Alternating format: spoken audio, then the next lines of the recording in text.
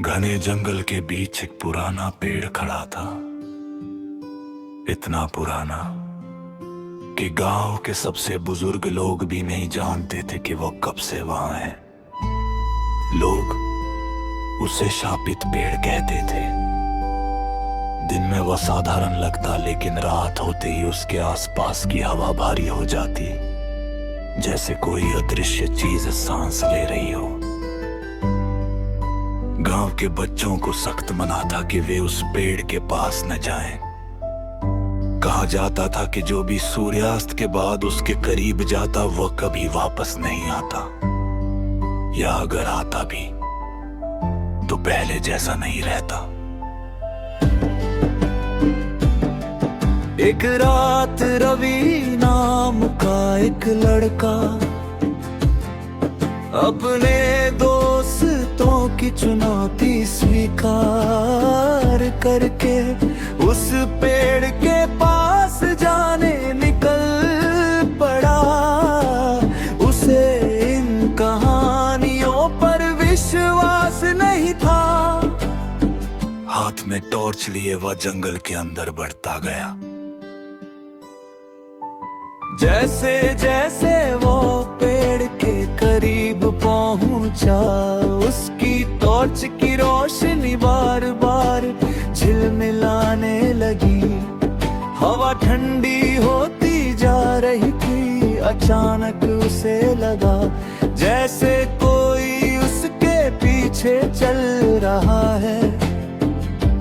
उसने पलट कर देखा, कोई नहीं था। वह पेड़ अब उसके सामने था। पेड़ की टहनियां अजीब तरह से मुड़ी हुई थी, जैसे हाथ हो और इसकी जड़ें जमीन के ऊपर उभरी हुई थी, जैसे किसी ने बाहर निकलने की कोशिश की हो। कुछ नहीं है यहाँ, रवि खुद से बोला और पेड़ के पास जाकर उसे छूने के लिए हाथ बढ़ाया। जैसे ही उसकी उंगलियां पेड़ की छाल से टकराई, उसे एक तेज चीख सुनाई दी, लेकिन वो आवाज बाहर से नहीं, उसके दिमाग के अंदर गूंज रही थी। उसने तुरंत हाथ पीछे खींच लिया। अब उसे साफ सुनाई दे रहा था कई आवाजें एक साथ फुसफुसाते हुए। भागो मत, अब तुम हमारे हो, हमें बाहर निकालो। रवि डर के मारे पीछे हटने लगा, लेकिन तभी उसकी टांग किसी चीज में उलझ गई। नीचे देखा, पेड़ की जड़ें हिल रही थी। वे धीरे धीरे उसकी टांगों के चारों ओर लिपट रही थी। नहीं छोड़ो मुझे, वो चिल्लाया। जड़ें अब उसके शरीर को कसकर पकड़ चुकी थी।